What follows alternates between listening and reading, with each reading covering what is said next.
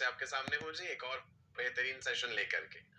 आज हम क्या डिस्कस करने वाले हैं जी, हम अलग अलग हार्मोन्स के बारे में पढ़ने वाले हैं जिन्हें फाइटो हार्मोन्स कहा जाता है, जो प्लांट ग्रोथ एंड डेवलपमेंट में इंपॉर्टेंट रोल प्ले करते हैं। बहुत सारी बातें हम ऑलरेडी जान चुके हैं प्लांट ग्रोथ एंड डेवलपमेंट के बारे में।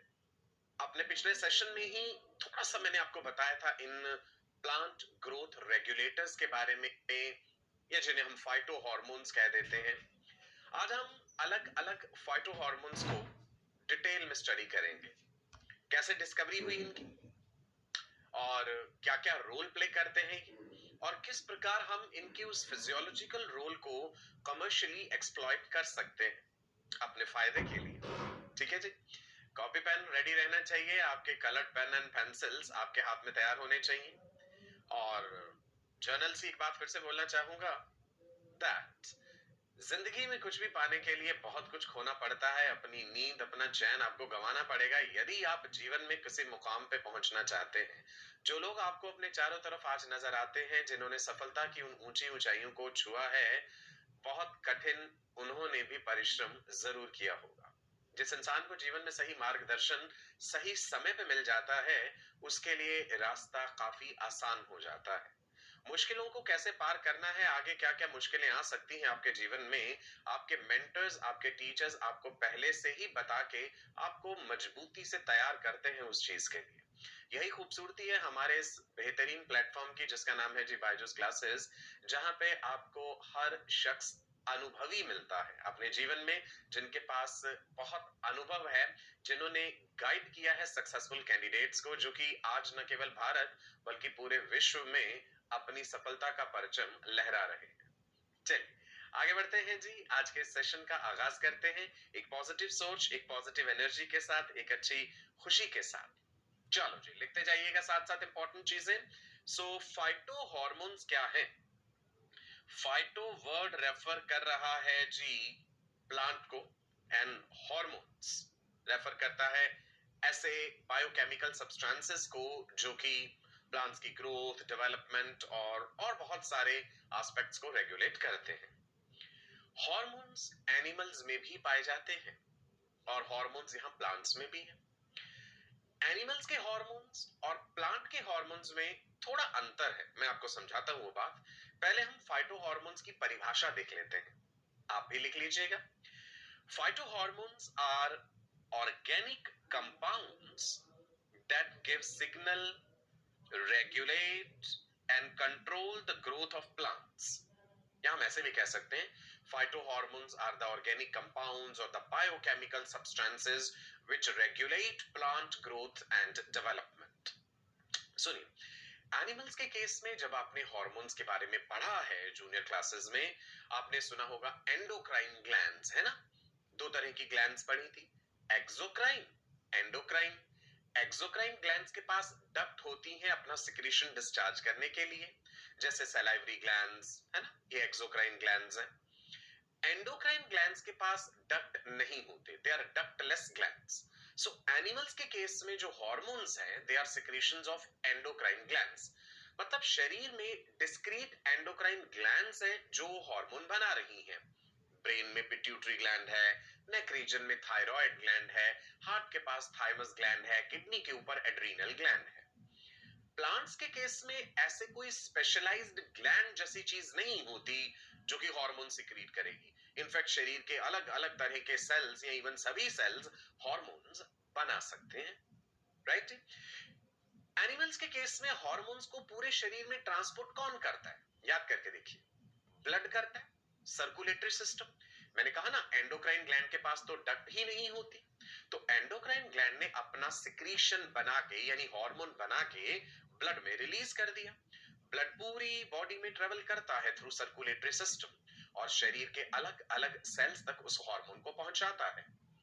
प्लांट्स में ऐसा नहीं है, सेल टू सेल से ये हार्मोन अपने आप आगे ट्रांसपोर्ट होते हैं, एक सेल से दूसरे सेल, दूसरे से तीसरे, इस तरह से हार्मोन्स आगे आगे बढ़ते जाते हैं, ट्रांसपोर्ट होते हैं। मतलब कोई centralised transporting system, circulatory system जैसा सिस्टम नहीं होता।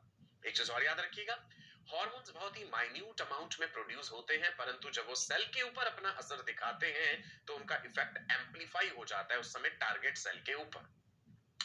जिसमें सेल के ऊपर हार्मोन ने अपना असर दिखाना है, उसके पास उस पर्टिकुलर हार्मोन के लिए रिसेप्टर्स होते हैं। ठीक है जी। चलिए, सो मैंने आपको एनिमल हार्मोन्स और प्लांट हार्मोन्स थोड़ा सा आइडिया दे दिया कि कैसे डिफरेंट हैं ये। ठीक है, एक चीज और याद रखिएगा, फाइटो हार्मोन्स के लिए जो बेहतर टर्म यूज किया जाता है, बिकॉज बहुत से साइंटिस्ट कहते हैं भाई प्लांट्स के केस में इनको हार्मोन्स ना कहो, इन्हें प्लांट ग्रोथ रेगुलेटर्स कहो। अगर आपको याद हो, ये मैंने पिछली क्लास में भी बताया था बेटा, PGR लिख लीजिए। What does it stand for? Plant growth regulators, right जी। शॉर्ट में PGR कह देते हैं, regulators, plant growth regulators, phyto hormones ना कह के। लेकिन हम कन्वीनियंस के लिए फाइटो हार्मोन्स टर्म ही यूज करेंगे। ठीक है जी, बढ़े आगे। सो फाइटो हार्मोन्स क्या है? प्लांट्स के हार्मोन्स जो कि ग्रोथ, डेवलपमेंट और बहुत सारी फिजियोलॉजिकल एस्पेक्ट्स को कंट्रोल करते हैं। चलिए जी, गहराई से इन्हें एक्सप्लोर करते हैं और देखते हैं अलग अलग वैज्ञानिकों ने क्या योगदान दिया है। पिछला सेशन याद कर लीजिए, मैंने बताया था कुछ प्लांट ग्रोथ रेगुलेटर्स जो है वो ग्रोथ को प्रमोट करते हैं, ग्रोथ प्रमोटर्स। कुछ ग्रोथ इनहिबिटर्स भी थे। रैंडमली अगर हम नाम याद करें, ऑक्सिन्स, साइटोकाइनेंस, गिबरेलिन्स, याद है, इथाइलिन भी बताया था। सो आज इनमें से कुछ डिस्कस करेंगे। ऑक्सिन्स डिस्कस कर लेंगे, गिबरेलिन्स डिस्कस करेंगे एंड साइटोकाइनेंस भी। तो शुरुआत करते हैं जी।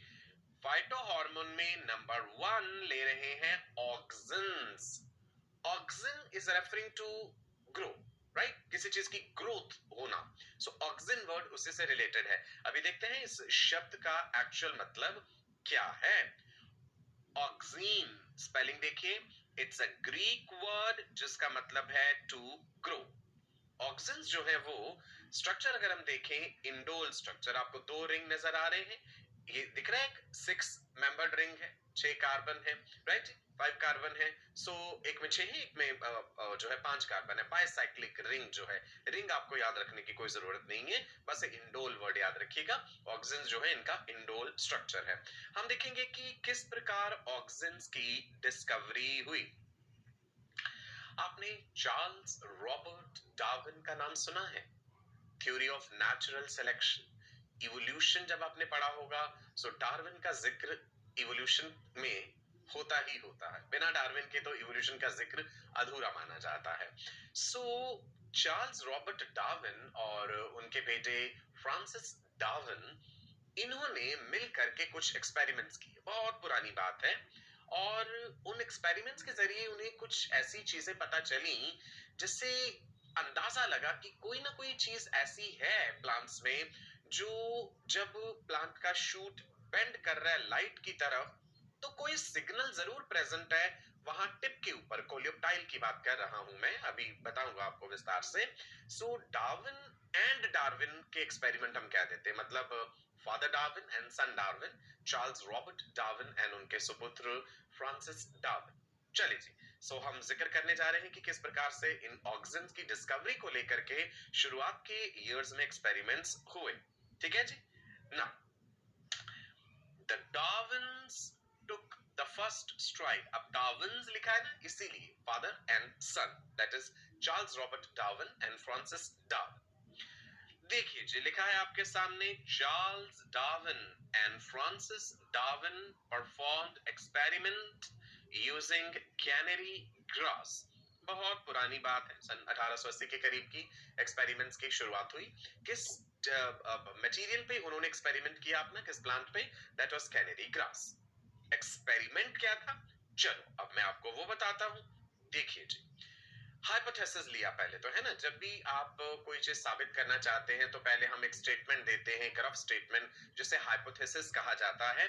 फिर उस हाइपोथेसिस को प्रूव करने के लिए, उसे साबित करने के लिए अलग अलग प्रयोग किए जाते हैं, एक्सपेरिमेंट्स किए जाते हैं। और रिपीटेडली जब वो एक्सपेरिमेंट्स सही रिजल्ट देते हैं, सिमिलर रिजल्ट देते हैं, तब आपके द्वारा कहा गया वो हाइपोथेसिस फिर थ्योरी में बदल जाता है। पहले आप कुछ ऑब्जर्व करते हैं, फिर आप अपनी उस ऑब्जर्वेशन के बारे में एक हाइपोथेसिस देते हैं कि भाई ये ऐसा हो रहा है तो इस वजह से हो रहा होगा। फिर आपने वो साबित करना है कि हाँ इसी वजह से हो रहा है, तो एक्सपेरिमेंट परफॉर्म कीजिए। एक बार, दो बार, 10 बार, बार बार एक्सपेरिमेंट परफॉर्म करने पे सिमिलर रिजल्ट आता है तो वो थ्योरी बन जाती है। ठीक है जी। So this is how the hypothesis gets converted into theory. Let's see क्या था hypothesis. The coleoptile tip of the plant senses the light. Coleoptile याद है आपको? कोलियोप्टाइल, कोलियोराइजा हमने पढ़ा था जब सीड जर्मिनेट करता है। मेज का एग्जांपल लेकर के भी हमने पढ़ा था, है ना?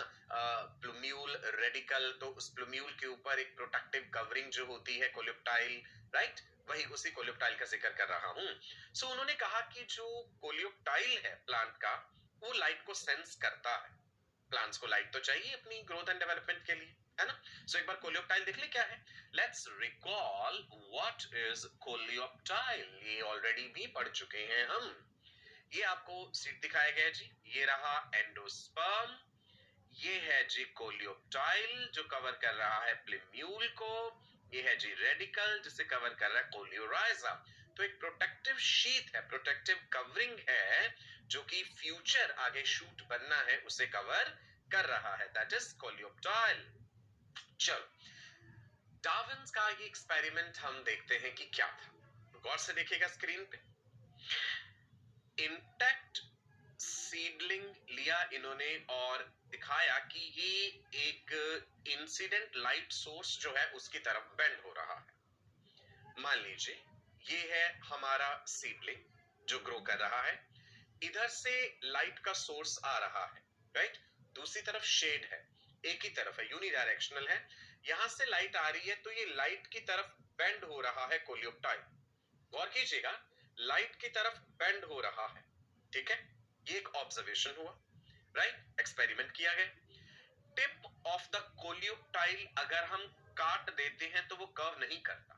फिर उन्होंने कहा चलो एक्सपेरिमेंटली एक चीज देखते हैं, ये कोलियोप्टाइल अगर बेंड कर रहा है लाइट की तरफ, तो ये जो ऊपर वाला हिस्सा आपको दिख रहा है टिप, इसको हम काट देते हैं। जब कोलियोप्टाइल का टिप काट दिया गया तो वो लाइट की तरफ बेंड नहीं करा, ठीक है? जब वो इंटैक्ट था तो लाइट की तरफ बेंड हो रहा है। तो यानी कोई चीज यहां पे टिप पर प्रेजेंट है जो लाइट के पड़ने से कुछ बदलाव लाती है कि बेंडिंग शुरू हो जाता है। रिलेट करते हैं चीजों को। फिर उन्होंने क्या किया, एक ओपेक कैप से टिप को कर्व कर दिया। मान लो ये कोलियोप्टाइल का टिप है, मैंने इसके ऊपर एक कैप जैसी चीज लगा दी और वो ओपेक है। ओपेक मतलब उसके थ्रू लाइट पास नहीं हो सकती। तो भी उन्होंने देखा कि नो कर्वेचर, बेंडिंग नहीं हो रही है लाइट की तरफ, ठीक है? फिर उन्होंने एक ट्रांसपेरेंट कैप लगा दी, पहले ओपेक थी फिर ट्रांसपेरेंट लगा दी। ट्रांसपेरेंट के थ्रू लाइट पास हो सकती है। अब उन्होंने देखा कि वो बेंड कर रहा है, दैट मींस लाइट का वहां पे पड़ना जरूरी है और लाइट के रिस्पांस में कोई चीज ऐसी हो रही है वहां पे जो कि उसे बेंड करवा रही है ना। उनका कंक्लूजन ये निकला, coleoptile tip contains signal that senses the light. ये जो कोलियोप्टाइल का टिप है भाई, यहां पे कोई चीज प्रेजेंट है, कुछ ऐसा सिग्नल है जो लाइट को सेंस कर रहा है। अब वो सिग्नल क्या है, राइट? वो सिग्नल क्या है ये अब तो हम जानते हैं कि भाई वो सिग्नल वहां पे हार्मोन है, दैट जिसको फाइटो हार्मोन हमने ऑक्सिन के नाम से जाना है, राइट? लेकिन इसकी खोज होने में समय तो लगा ना। ये शुरुआत के एक्सपेरिमेंट्स हैं और वैज्ञानिकों के एक्सपेरिमेंट्स देखेंगे आगे हम ना। There is elongation of cells which is causing bending of the coleoptile. उन्होंने कहा सेल्स इलोंगेट करते हैं। अब आप कहेंगे सर ये इलोंगेशन की बात कैसे है? गौर से सुनो। मान लो ये मेरा हाथ है, इधर से लाइट आ रही है, ये कोलियोप्टाइल है, ये लाइट आ रही है, और अगर मैं कहूं ये बेंड कर रहा है लाइट की तरफ, तो इसका मतलब जो शेड वाला रीजन है, इधर वाला शेड वाला रीजन, वहां पे सेल्स ज्यादा तेजी से बढ़ रहे हैं, इलोंगेट कर रहे हैं, तभी तो ये चीज ऐसे लंबाई में आएगी ना। इधर वाले सेल्स उतनी तेजी से डिवाइड नहीं कर रहे, इलोंगेट नहीं कर रहे, इधर वाले सेल्स इलोंगेट कर रहे हैं और वो चीज बेंड हो रही है। You getting it now? अब यहाँ पे हमने दिखाया कि इधर से लाइट आ रही है, तो राजा बेटा जो यहाँ वाले सेल्स थे, ये देखो, ये इलोंगेट करे, ऐसे तेजी से बढ़े हैं उन सेल्स के मुकाबले जो लाइट को फेस कर रहे इधर को, तो इस कारण ही तो बेंडिंग हुआ ना। लाइट के ऑपोजिट वाला जो एरिया है, गौर से समझने वाली बात है, जिधर को शेड है, ये वाली चीज हम शेड कह देंगे क्योंकि लाइट को हमने एक तरफ से दिखाया है, तो शेड वाली साइड वाले सेल्स ज्यादा तेजी से इलोंगेट कर रहे हैं, राइट ना।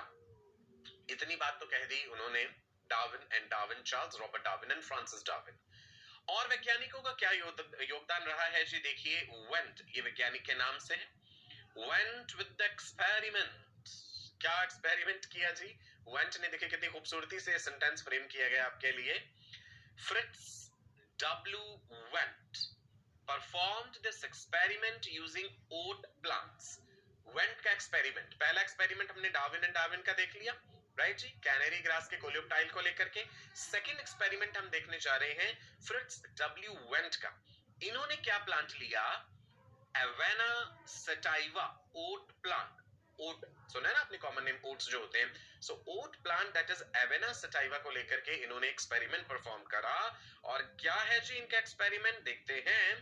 पहले जान लेते हैं कि इस एक्सपेरिमेंट को एवेना कर्वेचर टेस्ट भी कहते हैं। एवेना कर्वेचर टेस्ट, कर्वेचर का मतलब होता है बेंड हो जाना, कर्व होना कहीं से। Avena is referring to oat plant and curvature is referring to bending of the plant. आप नोट करते जाइए साथ साथ इंपॉर्टेंट बातें। वेंस एक्सपेरिमेंट, क्या यूज किया उन्होंने, एवेना सटाइवा, एक्सपेरिमेंट का नाम Avena curvature test. Avena referring to oat plant, curvature is referring to bending of the plant. Now let's see क्या था उनका हाइपोथेसिस। हाइपोथेसिस उनका ये था, presence of a growth promoting chemical in the tip of the plant. उन्होंने कहा कि यहाँ पे टिप ऑफ द प्लांट में कोई ग्रोथ प्रमोटिंग फैक्टर प्रेजेंट है जो लाइट को सेंस कर लेता है और फिर कुछ बदलाव होते हैं, और वही ग्रोथ प्रमोटिंग फैक्टर ऑक्सिन है जो कि मैंने आपको बताया। सो elongation of the cells is causing bending of the coleoptile. Now, अब आप देखिए टिप पे हमने ये चीज दिखा दी, क्या है ये जी, ये वही केमिकल सिग्नल है जैसे हम ऑक्सिन के नाम से आप जानते हैं। लाइट पड़ने पे इस ऑक्सिन में कुछ बदलाव आता है कंसंट्रेशन में, कि ये एक तरफ को ज्यादा हो जाते हैं और दूसरी तरफ को कम। जिस तरफ को लाइट आ रही है, राइट, जो डायरेक्शन है लाइट का उधर ही कम हो जाएगा, शेडी एरिया में ज्यादा हो जाएगा। तो शेड वाले एरिया में जब ऑक्सीजन ज्यादा हो जाएगा तो सेल्स की इलोंगेशन को प्रमोट करता है, राइट। आप देख पा रहे हैं, अगर आपने दिखाया कि ये चीज ऐसे बेंट है, ठीक है, सो यहां वाले सेल्स इलोंगेट कर गए हैं। उसी चीज को दूसरी तरफ देखिए, इलोंगेटेड सेल्स को दिखाया गया है डिटेल में। Can you see these cells have elongated and overall bending हो गया है इस तरह से, जिधर के सेल्स लंबे हो जाएंगे। Cells in shady region elongate faster, which causes bending. Shady region वाले cells तेजी से elongate कर रहे हैं as compared to उस वाले region में जहां पे light पड़ रही है। तो इसका मतलब है light stimulates auxins to move to shady region। यही तो बात हुई। ये देखो, ये टिप वाला रीजन है, इधर से लाइट आ रही है, ये वो केमिकल सिग्नल है जिसे हम ऑक्सिन कह रहे हैं। लाइट के पड़ने से ऑक्सिन उस तरफ को ज्यादा चले जाते हैं जिधर को शेड है, तो ऑक्सिन सेल इलोंगेशन को प्रमोट कर रहा है, जिसके कारण इधर वाले सेल्स इलोंगेट हो रहे हैं और ये वाली चीज लाइट की तरफ बेंड हो रही है। अब रिलेशन समझ आ गया, light auxin moving more towards shady region, oxygen causing elongation of the cell, bending towards the light. Is it clear all of you? Wonderful. चलो जी आगे बढ़ते हैं। अब हम ऑक्सीजन के बारे में थोड़ा विस्तार से जानते हैं। डिस्कवरी का जिक्र तो हमने कर ली, एक्सपेरिमेंट हमने देख लिए, Charles Robert Darwin, Francis Darwin and Fritz W Went के। सो ऑक्सीजन जो है, अब जो हम ऑक्सीजन के बारे में पूरी जानकारी रखते हैं वो आपको बताने जा रहा हूं। ऑक्सीजन दो प्रकार के हैं, नेचुरल एंड सिंथेटिक। लैब में भी सिंथेसाइज किए गए जिन्हें सिंथेटिक कहा जाता है। नेचुरली जो ऑक्सीजन पाए जाते हैं वो है इंडोल एसिटिक एसिड, है ना, ऐसे शॉर्ट में लिख देते हैं इंडोल एसिटिक एसिड। सो ऑक्सिन एक कैटेगरी हो गई, उसके ये प्रकार हैं। सबसे ज्यादा एक्सटेंसिवली जो स्टडीड है डिटेल में, that is indole acetic acid, right? यही सबसे पहले डिस्कवर भी किया गया था। Indole 3 butyric acid, that is another natural auxin. Note करते जाइए, ऑक्सिन्स के दो प्रकार, नेचुरल, सिंथेटिक। नेचुरल में number 1 indole acetic acid IAA, and number 2 indole butyric acid IBA कह देते हैं, मैं शॉर्ट में लिख देता हूं, that is IBA। Another is 4-chloroindole 3-acetic acid, right? आप अगर पहले दो भी याद रखेंगे तो चलेगा, indole acetic acid, indole butyric acid. अब हम आते हैं सिंथेटिक फॉर्म्स में, जिसमें है naphthalene acetic acid. Please write down, technical terms हैं, लिखने से याद होंगी, जरूर याद होंगी, लिखिए एक बार, naphthalene acetic acid. And second is two four dichlorophenoxy acetic acid. 2,4 dichloro, दो क्लोरो है ना, डाइक्लोरो, तो 2 और 4 पोजीशन रिप्रेजेंट कर रहा है कि वो कहां कहां अटैच्ड है। 2,4 डाइक्लोरोफिनॉक्सी एसिटिक एसिड। एक और है 2,4,5, अब 3 पोजीशन आ गई तो ट्राइक्लोरो हो जाएगा, 2,4,5 ट्राइक्लोरोफिनॉक्सी एसिटिक एसिड। ये सिंथेटिक वाले हैं। फिर से रिवाइज कर लेते हैं जी, ऑक्सिन्स दो तरह के, नेचुरल, सिंथेटिक। नेचुरल में indole acetic acid, indole butyric acid and four chloroindole 3 acetic acid. Synthetic में naphthalene acetic acid, two four dichlorophenoxy acetic acid, 2,4,5 trichlorophenoxy acetic acid, right? लिखेंगे, याद जरूर होगा, रिवाइज करेंगे और बेहतर तरीके से याद हो जाएगा। अब हम आते हैं ऑक्सिन्स के फंक्शंस पर, क्या क्या काम करते हैं ऑक्सिन्स। चलिए जी, ऑक्सिन्स के फंक्शंस को दो ब्रॉड कैटेगरीज में डिवाइड कर लेते हैं। फंक्शंस ऑफ ऑक्सिन्स में पहली कैटेगरी है ट्रॉपिक मूवमेंट्स।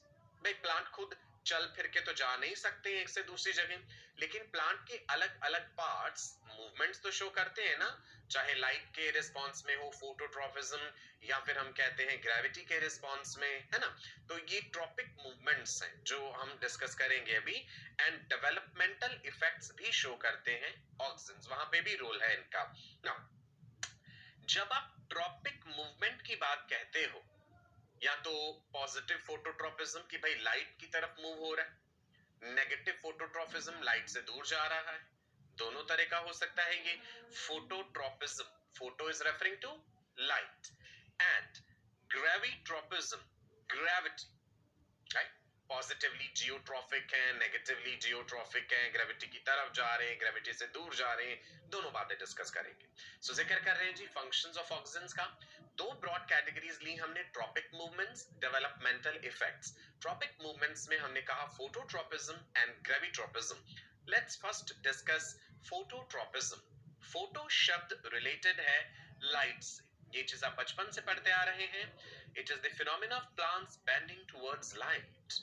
जो है सूर्य की रोशनी चाहिए उन्हें, प्लांट्स जो है वो सूर्य की रोशनी की तरफ को बढ़ते हैं, obviously because sunlight is required for photosynthesis, right?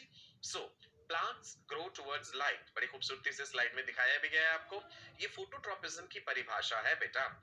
जब आप ग्रेविट्रॉपिज्म की बात करते हैं, ग्रेविट्रॉपिज्म का मतलब है phenomena of coordinated growth of plants in response to gravity. Roots जो है जमीन में गहराई में जा रही हैं, शूट जो है वो ऊपर की तरफ जा रहा है, राइट जी? सो पॉजिटिवली है या नेगेटिवली है कोई चीज, ये आप समझ गए। शूट जो है ग्रेविटी से दूर जा रहा है, रूट ग्रेविटी की तरफ जा रहा है, दैट इज ग्रेविट्रॉपिज्म। ओके, वही बात शूट में यहां पे समझाई गई है। ग्रेविट्रॉपिज्म इन शूट्स, गौर कीजिएगा, negative gravitropism means opposite to gravity. Gravity के ऑपोजिट, मान लो कोई चीज ऐसे है तो ग्रेविटी की तरफ जाएगी तो नीचे, अगर ग्रेविटी के ऑपोजिट जाएगी तो यानी ऊपर की तरफ, राइट जी? सो वही आपको शूट के बारे में दिखाया गया है। अब आप देखिए, मान लीजिए ये शूट का टिप है और अगर ये इलोंगेट होके ऐसे ऊपर को जा रहा है तो मतलब हाई ऑक्सिन कंसंट्रेशन उधर ही होगी ना जिधर इलोंगेट हो रहे हैं सेल्स, और लो कंसंट्रेशन उधर होगी जिधर सेल्स कम इलोंगेट हो रहे हैं, तभी तो वो बढ़ के ऊपर की तरफ जा रहा है, राइट जी। So negative gravitropism means opposite to gravity. जब आप कहते हैं पॉजिटिव ग्रेविट्रोपिज्म, तो इसका मतलब है वो रूट्स में है, जड़ों में पॉजिटिव। मान लो ये चीज ऐसे थी, अब इसको जमीन में ले जाना है तो ये नीचे को जाएगा, पॉजिटिव ग्रेविट्रोपिज्म, राइट। अब रूट की टिप में आप देख पा रहे हैं, अगर वो जमीन की तरफ आगे बढ़ रही हैं और हमने कहा इधर को हाई ऑक्सीजन कंसंट्रेशन है, अब आप कहेंगे ये तो उल्टा हो गया कि हाई ऑक्सीजन कंसंट्रेशन उधर को ही हो गया जिधर को बेंडिंग हो रही है, वो तो ऑपोजिट साइड में होना चाहिए था। तो इसका मतलब है रूट में और शूट में ऑक्सीजन के फंक्शन में कहीं ना कहीं फर्क आ जाता है, जो अभी हम आगे समझेंगे। क्लियर है जी। Positive gravitropism means towards the gravity, negative gravitropism means away from the gravity. चलो एक बार इसको सम अप कर लेते हैं एक ही सिंगल टेबल में। फोटोट्रोपिज्म एंड ग्रेविट्रोपिज्म, राइट, ये इंपॉर्टेंट है बात। फोटोट्रोपिज्म, ग्रेविट्रोपिज्म रूट के लिए और शूट के लिए। शूट में फोटोट्रोपिज्म पॉजिटिव है, लाइट की तरफ शूट बढ़ती है। ग्रेविटी के लिए नेगेटिव है क्योंकि शूट जमीन से ऊपर जाता है जनरली। रूट के लिए फोटोट्रोपिज्म नेगेटिव है, जड़ें जो है वो रोशनी से दूर भागती हैं जमीन की गहराई में, सो नेगेटिव फोटोट्रोपिज्म। और ग्रेविटी की तरफ खींची चली जाती हैं, यानी पॉजिटिव ग्रेविट्रोपिज्म। ये इन जनरल है, एक्सेप्शंस कहीं भी हो सकती हैं। आप कहेंगे कई बार रूट तो ऊपर भी तो आती है मैंग्रोव प्लांट्स में, हवा की तरफ, है ना, सो वो अलग चीजें हैं सब, वो हम पढ़ चुके हैं ऑलरेडी एनाटॉमी पढ़ते समय। This is in general, right. So oxygen का हम जिक्र कर रहे हैं, functions of oxygen tropic movements में एंड डेवलपमेंटल इफेक्ट्स में। चलिए, ऑक्सीजन के इन जनरल फंक्शंस जो हैं वो क्या क्या हैं जी। रूट इनिशिएशन, फ्लावर इनिशिएशन, लिखते जाइए, टेबल बना लीजिए फटाफट। Oxygen functions, root initiation, flower initiation, parthenocarpy, जैसे पार्थिनोजेनेसिस एनिमल्स में है ना, प्रिवेंशन ऑफ एब्सिशन, एब्सिशन भी हम जानेंगे अभी क्या होता है, apical dominance, feminizing effect, cell division, cell enlargement। लिख लो तसल्ली से, तभी याद होंगे, है ना। Number 1 root initiation, number 2 flower initiation, parthenocarpy, prevention of abscission, apical dominance, feminizing effect, cell division, cell elongation। एक एक फंक्शन को थोड़ा सा डिटेल में जानते हैं हम, बढ़ते हैं जी आगे। रूट इनिशिएशन जब हम कहते हैं कि जड़ें बनाता है, रूट के डेवलपमेंट को इनिशिएट करता है, oxygens promote lateral and adventitious roots, it initiates rooting in the stem cuttings, plant propagation. हम आगे हायर क्लासेस में पढ़ेंगे कि अलग अलग तरीके हैं प्लांट्स के जो है ग्रोथ के लिए या प्लांट रिप्रोडक्शन के लिए। मान लीजिए हमने स्टेम कटिंग करा और हम स्टेम से चाहते हैं कि भाई अब रूट्स निकल आए, तो ऑक्सीजन अप्लाई करते हैं। सिंथेटिक ऑक्सीजन अवेलेबल हैं जैसा कि मैंने आपको कहा। सो ऑक्सीजन जो है वो रूटिंग के लिए रिस्पॉन्सिबल है स्टेम कटिंग्स में, जो कि प्लांट्स को प्रोपेगेट करने का एक तरीका होता है। दूसरा फंक्शन हमने कहा था delay of abscission, oxygen abscission delay करते हैं। एब्सिशन से मतलब shedding of young leaves, flowers and fruits, right? Abscission is shedding of young leaves, flowers and fruits. They help in shedding of mature fruits and older leaves. जो mature हो जाएंगी leaves, senescence हो चुका है, जीवन चक्र जिनका खत्म हो चुका है, जिन्होंने अब झड़ जाना है, गिर जाना है, उसे प्रमोट करेंगे। फल जब पक गए हैं, मैच्योर हो चुके हैं फ्रूट्स, उसके शेडिंग को प्रमोट करेंगे, right. And they will delay the abscission, that is shedding of the young leaves, flowers and fruits, उस फिनोमेना को ये डिले करते हैं, राइट। नेक्स्ट देखते हैं, वैस्कुलर डिफरेंशिएशन में ऑक्सीजन इन्वॉल्व है। जब हम वैस्कुलर वर्ड यूज करते हैं, that is referring to transportation. जैसे ह्यूमन बॉडी में हमारा वैस्कुलर सिस्टम क्या है, हमारा circulatory system, we have arteries and veins जो कि चीजों को ट्रांसपोर्ट कर रहे हैं। प्लांट्स के केस में यही काम कौन करता है, पानी के लिए जाइलम है एंड फूड के लिए फ्लोएम है। तो वैस्कुलर डिफरेंशिएशन के लिए रिस्पॉन्सिबल है please note down, undifferentiated cell को जाइलम और फ्लोएम में कन्वर्ट करना।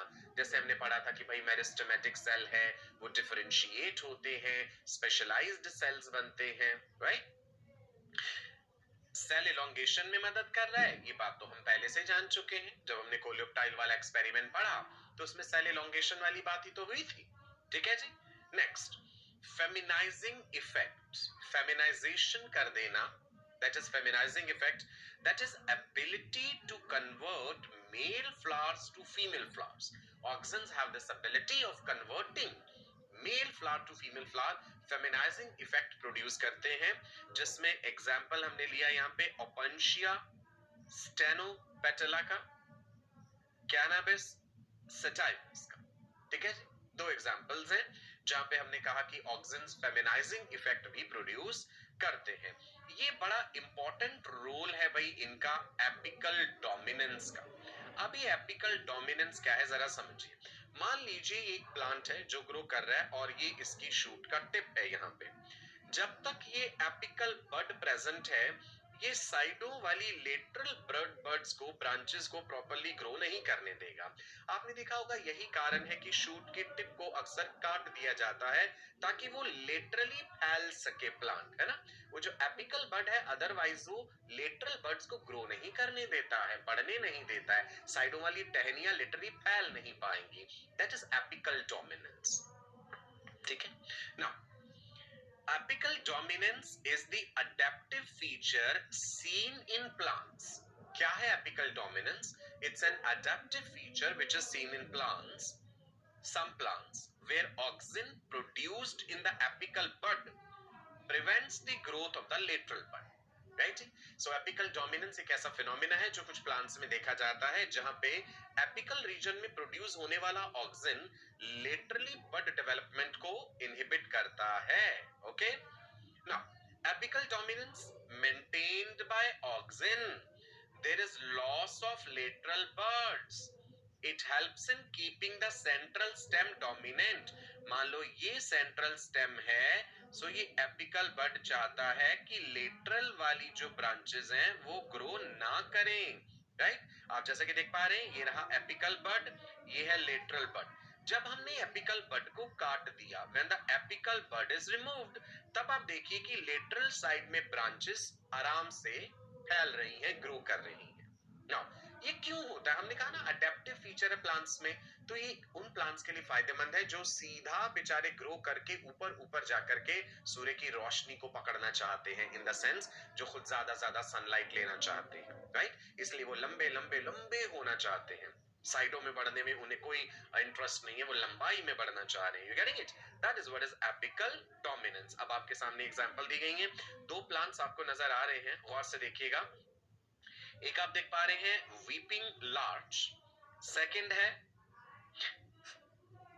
एराउकेरिया heterophylla. You need not to remember the names, कोई जबरदस्ती नहीं है कि रट नहीं है, आपको समझाने के लिए दिखाया गया है। आप देखिए एक प्लांट ऐसे सीधा है, लंबाई में बढ़ रहा है, दूसरा साइडों में फैला हुआ है, तो देख के ही नजर आ रहा है कि कौन जो है वो एपिकल डोमिनेंस शो कर रहा है। स्वाभाविक सी बात है, इट इज एराउकेरिया हेट्रोफाइला, जिसमें आपको एपिकल डोमिनेंस क्लियरली नजर आ रहा है कि ये लंबाई में ऊपर ऊपर को बढ़ना चाह रहा है ताकि सफिशिएंट अमाउंट ऑफ सनलाइट इसके ऊपर पड़ सके। इज इट क्लियर जी? Apical dominance. Now what is the importance of apical dominance? As I told you, the taller the plant, जितना ज्यादा लंबा होगा, the greater is the amount of light received to perform photosynthesis। जीवन का basic आधार यही है भाई, फोटोसिंथेसिस है। जितना ज्यादा लंबा होगा उतनी ज्यादा लाइट ले पाएगा और बेहतर तरीके से फोटोसिंथेसिस को कर पाएगा।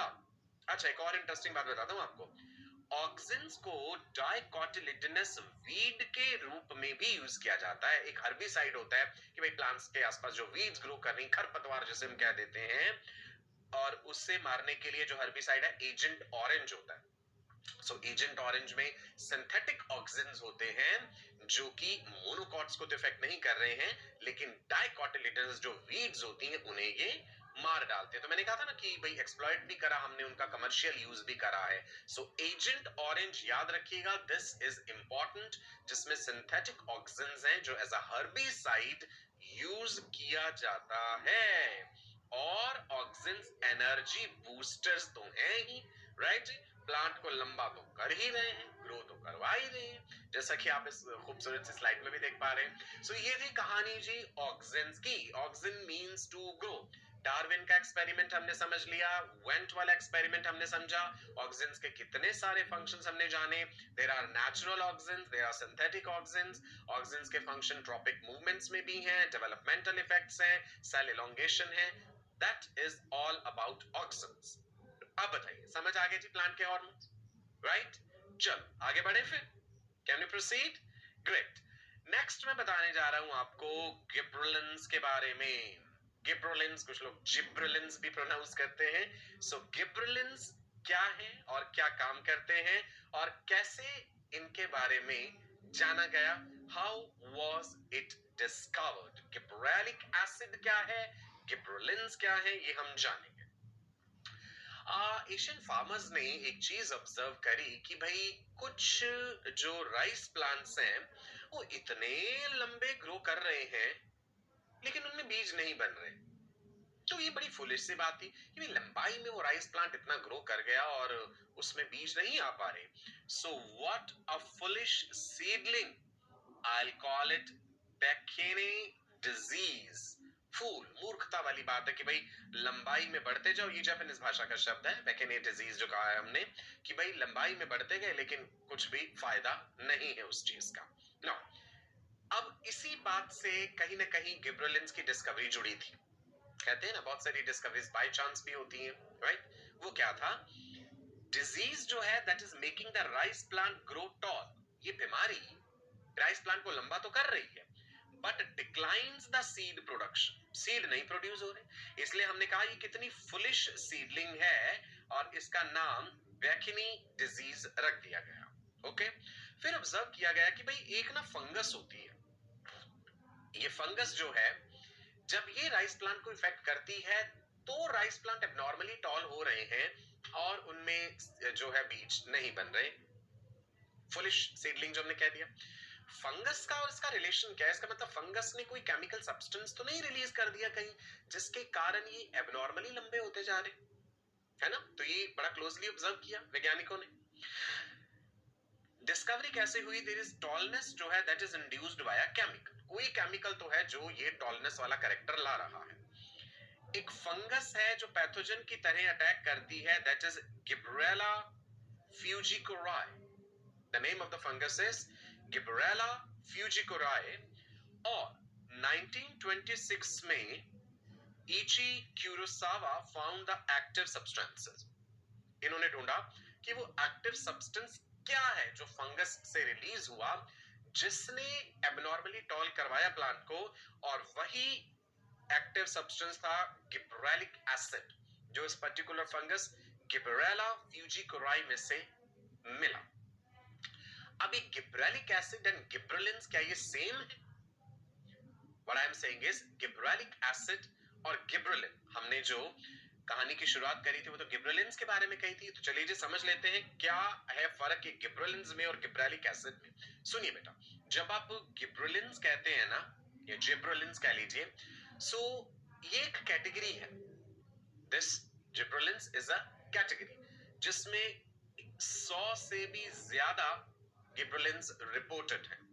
आप गिब्रेलिन कहिए जिब्रेलिन कहिए चलेगा, इतना है, इसमें कोई आपको घबराने की बात नहीं है। इसको हम डिनोट कर देते हैं GA1, GA2, GA3 and so on.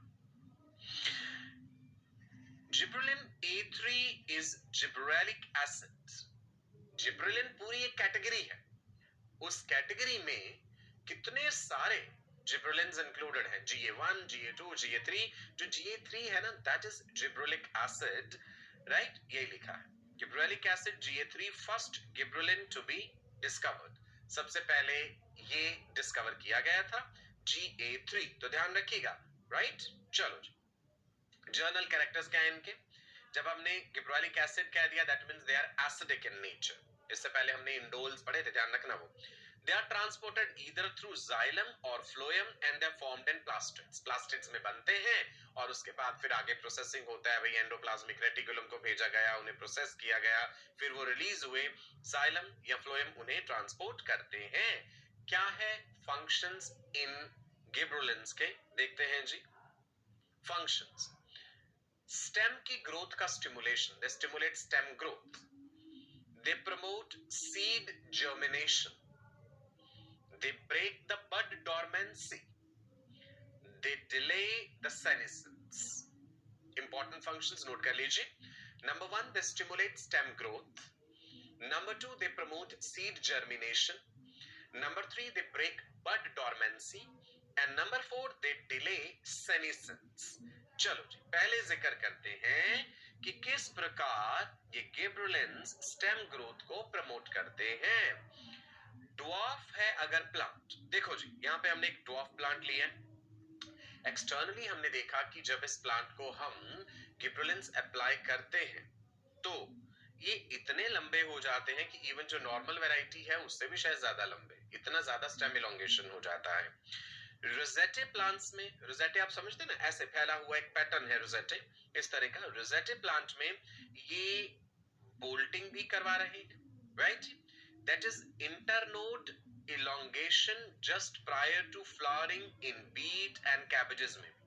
So ये ग्रोथ करा रहे हैं स्टेम की ड्वार्फ प्लांट्स में, रोजेटे प्लांट्स में, और बोल्टिंग को भी ये प्रमोट करते हैं. बोल्टिंग क्या होता है, इंटरनोड्स का इलोंगेट हो जाना just prior to flowering. Beet में और कैबेजेस में, कैबेज की भी अलग अलग वैरायटी होती है ना, आपने देखा होगा, उनमें ये चीज प्रमोट करते हैं. Okay. They also promote seed germination. एक सीड जब जर्मिनेट करता है, पानी का इम्बिबिशन हुआ, पानी सीड में एंटर करा, वाटर की एंट्री ने गिबरेलिन्स का सिक्रीशन बढ़ाया, राइट. गिबरेलिन या जिब्रेलिन, जिब्रेलिन्स का सिक्रीशन जब बढ़ा तो एंजाइम्स रिलीज होने शुरू हुए, सेल्स ने एंजाइम रिलीज करे. देखा आपने यहाँ पे पहले क्या है, जिस स्टेप वाटर का एंट्री हुआ, हार्मोन का सिक्रीशन प्रमोट हुआ, हार्मोन ने एंजाइम्स रिलीज करवाए, अमाइलेसिस एंजाइम्स रिलीज हुए, एंजाइम्स ने रिजर्व्ड फूड मटेरियल को, जो कि स्टार्च है मेनली, या प्रोटीन भी है, रिजर्व फूड मटेरियल को ब्रेक करा, और वो रिजर्व फूड मटेरियल जब अवेलेबल हुआ तो सेल्स ने डिवाइड होना शुरू हुआ, बिकॉज सेल्स को भोजन मिल गया और सीड जर्मिनेट करा. ठीक है. So gibberellins they are promoting the seed germination. Important है, ध्यान रखिएगा, मैंने फिनोमेना भी आपको समझा दिया कि ये कैसे हो रहा है. They are breaking the bud dormancy. They can substitute summer और cold requirements for flowering. Bud dormancy को ब्रेक करना. देखिए डॉर्मेंट का मतलब हो जाता है टेम्परेरी इनएक्टिव स्टेज, जब कंडीशंस मान लीजिए अनफेवरेबल हैं, ऑटम है या कोई भी ऐसा सीजन है जब वो प्लांट के लिए अनफेवरेबल है तो डॉर्मेंट स्टेज में है. जब फेवरेबल कंडीशंस रिटर्न हुई हैं तब वो डॉर्मेंसी ब्रेक होती है और फिर से दोबारा से चीजें, प्लांट की अपनी टोटल फिजियोलॉजिकल एक्टिविटीज रिज्यूम हो जाती हैं. So these gibberellins they are breaking the bud dormancy, right. Next, they are delaying senescence. Senescence की, एजिंग की जो प्रक्रिया है, देखिए प्रकृति का नियम है, जो पैदा हुआ है उसे एक दिन मृत्यु को प्राप्त भी होना है. एजिंग हर बार आपको बताता हूं, प्रोग्रेसिव डिक्लाइन और deterioration in the structure and function of body cells, tissues, organ, systems. समय के साथ साथ जो है हर चीज ने इस सेनेसेंस प्रक्रिया से गुजरना है. So gibberellins they are delaying the senescence. Senescence means process of ageing in the plants. ये उसको डिले कर रहे हैं, right. They are preventing loss of chlorophyll, RNA, proteins and lipids. जब सेनेसेंस की प्रक्रिया हो रही है तो स्वाभाविक सी बात है कि सेलुलर लेवल पे भी कई बदलाव हो रहे होंगे, राइट. क्लोरोफिल की जो है लॉस होता जाएगा, आरएनए लॉस है, प्रोटीन्स का, लिपिड्स का. तो जिब्रेलिन्स इन सब चीजों को प्रिवेंट करेंगे, ऐसा नहीं होने देंगे. Fruits can be left on the tree for longer duration. Of course, जब senescence का प्रोसेस डिले हो रहा है तो fruits they can be left on the trees for a longer duration ताकि वो प्रॉपर तरीके से मैच्योर हो पाए, राइप हो पाए. क्या यूजेस हैं जिब्रेलिन्स के? Let's see. फंक्शंस तो हमने नॉर्मली देख लिए, तो इनका क्या यूज किया जा सकता है, क्या इस्तेमाल किया जा सकता है, देखते हैं। They can be used to increase the length of the grape stalks. देखा आपने, ये untreated grapes हैं, ये grapes treated with gibberellins. G से grape, G से gibberellin ऐसे याद रख लेना। जब stem elongate होगी तो उसके ऊपर naturally fruit जो है वो भी ज्यादा होगा, grapes भी ज्यादा होंगी। गन्ने के केस में आप देख पा रहे हैं, शुगर केन के केस में stem का length increase होता है तो yield बढ़ जाएगी। Of course, जो यील्ड है पर प्लांट से भी, या अगर आप उसे पर यूनिट एरिया के हिसाब से लगा लें, वो बढ़ जाएगा यील्ड। एग्जाम्पल क्या है जी, sugar cane increases yield as much as 20 tons पर एकड़, राइट। ट्रीटमेंट और बिना ट्रीटमेंट के इतना डिफरेंस आ जाता है। सो आपने देखा कमर्शियली कैसे हम यूज कर पा रहे हैं प्लांट्स के द्वारा प्रोड्यूस किए गए इन फाइटो हार्मोन्स को। स्टेम का लेंथ इंक्रीज होने का फायदा मिल रहा है हमें ग्रेप्स में और शुगर केन में, राइट जी। Now they are elongating and improving the shape of the apples. ये untreated apple है और ये gibberellin treated apple है, तो नेचुरल सी बात है, फायदा हो रहा है कमर्शियली। जब फ्रूट का शेप इंप्रूव हुआ, देखने में भी खूबसूरत लगा, राइट, एंड इलोंगेट भी हुआ, राइट। इसके अलावा they are speeding up malting process in the brewing industry. Malting process, malt क्या होता है भाई, जो सीड्स लिए जाते हैं उन्हें एक पर्टिकुलर तापमान पे जो है बार्ले को पर्टिकुलर तापमान पे रख के पहले मॉल्ट किया जाता है, राइट। उसके बाद ब्रूइंग में, बियर बनाने में उनका इस्तेमाल किया जाता है। सो जब जिब्रेलिन्स का इस्तेमाल किया जाता है, ये मॉल्टिंग की प्रोसेस जो है वो बेहतर हो जाती है, स्पीड अप हो जाती है। Okay, now next, spraying juvenile conifers with gibberellic acid hastens the maturity periods. hasten मतलब speed up, फास्ट अप कर देता है कॉनिफर्स के केस में कि भाई जल्दी से फिर वो अगर मैच्योरिटी पे पहुंचेंगे, उनके सीड्स आएंगे, फिर उन सीड से नेक्स्ट प्लांट्स की पैदावार होगी। तो कॉनिफर्स के केस में ये एक और इम्पॉर्टेंट रोल प्ले करते हैं, that is spraying the juvenile conifers. Juvenile means छोटे, राइट, जैसे ह्यूमंस में जुवेनाइल कह दो बच्चे को, छोटे को, अगर स्प्रे कर रहे हैं हम कॉनिफर्स को, जुवेनाइल कॉनिफर्स को, with these gibberellins, gibberellic acid, that is hastening the maturity period. Hasten means speed up, जल्दबाजी से फास्टन कर देता है उस चीज को। ओके, नाउ नेक्स्ट हमारे पास क्या है जी, साइटोकाइनिन्स। लेकिन साइटोकाइनिन्स जानने से पहले हम साइटोकाइनेसिस समझ लेते हैं। फाइटो हार्मोन्स की बात कर रहे हैं, ऑक्सिन्स का जिक्र हो गया, जिब्रेलिन्स का जिक्र हो गया, साइटोकाइनिन हमने नेक्स्ट डिस्कस करने हैं। लेकिन आपको मैं बता दूं साइटोकाइनेसिस क्या है। Cyto is something which is referring to cell, right जी। साइटोकाइनेसिस अब याद करके देखिए, जब हमने सेल डिवीजन पढ़ा था, कैरियोकाइनेसिस न्यूक्लियस का विभाजित होना, और साइटोकाइनेसिस फिर जब पूरा सेल डिवाइड हो जाता है, यही पढ़ा था हमने सेल साइकिल वाले चैप्टर में। तो दैट मींस साइटोकाइनेसिस कराने के लिए, सेल को डिवाइड कराने के लिए कोई फाइटो हार्मोन होता होगा जिसे हम साइटोकाइनिन कहते हैं, राइट जी। सो इन्हीं साइटोकाइनिन्स का जो है हमने जिक्र करना है।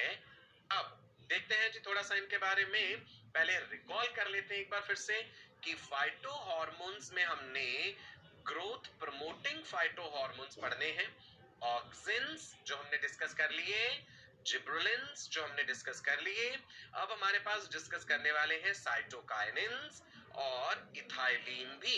इथाइलिन मैंने कहा था ना, ग्रोथ प्रमोटर भी है, ग्रोथ इनहिबिटर भी है, ये दोनों तरह से यूज हो जाते हैं। सो साइटोकाइनिन्स जो हैं, इनकी डिस्कवरी से रिलेटेड एक थोड़ी सी बात आपको बता देता हूं, बाकी डिटेल में हम इसे अपने अगले सेशन में डिस्कस करेंगे, ठीक है जी। नाम याद रखिएगा, F school was working on tobacco callus। callus होता है mass of undifferentiated cells, ठीक है जी। callus क्या होता है, group of cells which are forming an undifferentiated mass, जो कि अभी डिफरेंशिएट नहीं करे हैं। सो टोबैको कैलस पे ये काम कर रहे थे, न्यूट्रिएंट अगार मीडियम इन्होंने यूज करा। He observed tobacco callus proliferation on addition of auxin with। उन्होंने एक चीज ऑब्जर्व करी कि वो जो टोबैको कैलस है, जिस न्यूट्रिएंट मीडियम में वो ग्रो कर रहे हैं, उसमें ऑक्सिन डाल दो और ऑक्सिन के साथ कुछ और चीज भी डालो, ऑक्सिन हार्मोन के साथ कुछ और भी डालो, तो क्या क्या रिजल्ट और बेहतर मिल जाते हैं? सो उन्होंने ऑक्सीजन के साथ एक्सट्रैक्ट्स ऑफ वेस्कुलर टिश्यूज डाले, यीस्ट का एक्सट्रैक्ट डाला, कोकोनट मिल्क भी डाल के देखा, हैरिंग स्पर्म डीएनए भी डाला। ठीक है जी, हम स्कूप का एक एक्सपेरिमेंट देख रहे हैं कि उन्होंने जो टोबैको प्लांट का कैलस जो था, मास ऑफ अनडिफरेंशिएटेड सेल्स, उसे वो ग्रो कर रहे थे एक न्यूट्रिएंट मीडियम पे, जिसमें उन्होंने ऑक्सीजन तो डाला ही, उसके साथ साथ एक्सट्रैक्ट ऑफ वेस्कुलर टिश्यू एक सेट में, एक दूसरे सेट में यीस्ट एक्सट्रैक्ट डाला, एक में कोकोनट मिल्क डाला, हैरिंग स्पर्म डीएनए डाला। क्या ऑब्जर्व करा उन्होंने, देखते हैं जी। ऑब्जर्वेशन ये रही कि भाई जहां पे डीएनए डाला गया, वो जो हेरिंग स्पर्म डीएनए की बात हमने करी, सेल डिवीजन को प्रमोशन मिला है बहुत ज्यादा भाई। क्या डीएनए से कोई ऐसी चीज मिल गई है जिसने कि सेल की डिवीजन को बहुत ज्यादा प्रमोट कर दिया? वो है काइनेटिन, मॉडिफाइड एडेनिन। अब आपको याद है जी, ATGC, purines, pyrimidines, adenine, guanine, thymine, cytosine, uracil. So DNA है, जिक्र हो रहा है जब, तो एडेनिन है, न्यूक्लिक एसिड बेस है, that is kinetin, modified kinetin, a small molecule identified from DNA, that is what is kinetin. लेकिन kinetin does not occur naturally in plants, तो प्लांट्स में फिर इससे कुछ मिलता जुलता होगा। हेरिंग स्पर्म डीएनए, ये तो एनिमल की बात होगी ना, वहां से काइनेटिन नाम का एक जो है मॉलिक्यूल मिला जो कि सेल की डिवीजन को प्रमोट कर रहा है। और वो काइनेटिन जो हमने कहा एडेनिन, न्यूक्लिक एसिड बेस है, लेकिन ये काइनेटिन नेचुरली प्लांट्स में नहीं है। तो फिर वहां पे क्या है ना, C.O. Miller, he extracted zeatin from maize endosperm, जिया मेज। एक और वैज्ञानिक का रोल आ गया जी, मिलर ने जियाटिन नाम का ये सब्सटेंस एक्सट्रैक्ट करा मेज के एंडोस्पर्म से। So zeatin is a cytokinin, means ये साइटोकाइनेसिस को प्रमोट करता है। स्कूप के एक्सपेरिमेंट्स के बाद और बेहतर एक्सपेरिमेंट ये भी पता चला कि प्लांट्स में भी कोई ना कोई ऐसी चीज है जो कि सेल डिवीजन को प्रमोट कर रही है। सो दिस जियाटिन की डिस्कवरी जो थी, it was first instance of a naturally occurring adenine based cytokinin. Adenine based cytokinin, जैसे एनिमल्स में काइनेटिन, तो यहाँ पे हमने जियाटिन का जिक्र करा है। ठीक है जी। सो साइटोकाइनिन जो है ये करवा रहे हैं साइटोकाइनेसिस यानी सेल डिवीजन। सो हम कह सकते हैं cytokinins along with oxygen promote cell division. ऐसे सब्सटेंसेस जिनमें नेचुरली जियाटिन पाया जाता है, कॉर्न कर्नल हो गया जैसे, राइट, कोकोनट का मिल्क हो गया, आपको पता होगा कोकोनट मिल्क को कल्चर मीडियम में भी यूज करते हैं। ठीक है जी। सो नेचुरली साइटोकाइनिन्स जो हैं they are occurring in regions of rapid cell division, जहां जहां रैपिडली सेल डिवाइड कर रहे हैं। I hope you are enjoying the session. तो मुझे लग रहा है मैं कंटिन्यू करके एक चीज कवर करा दूं आपको साइटोकाइनिन्स के बारे में। सो साइटोकाइनिन्स नेचुरली मिलते हैं प्लांट्स के उन रीजन में जहां पे रैपिडली सेल डिवीजन हो रहे हैं, और इनको ट्रांसपोर्ट कर देता है जी जाइलम, जाइलम एलिमेंट्स ट्रांसपोर्ट करते हैं इन्हें। सो रूट एपिसिस में, डेवलपिंग शूट बर्ड्स में, यंग फ्रूट्स में, जहां पे रैपिडली सेल डिवाइड कर रहे हैं, वहां पे साइटोकाइनिन्स प्रेजेंट हैं। इज इट क्लियर जी? नाउ सिंथेटिक कंपाउंड्स भी हैं with cell division promoting activity. जैसे हमने सिंथेटिक ऑक्सीजन्स की बात करी थी, ऐसे साइटोकाइनिन्स भी हैं, जैसे benzyl adenine, we call it benzyl aminopurine and thidiazuron, right जी, सिंथेटिक कंपाउंड्स।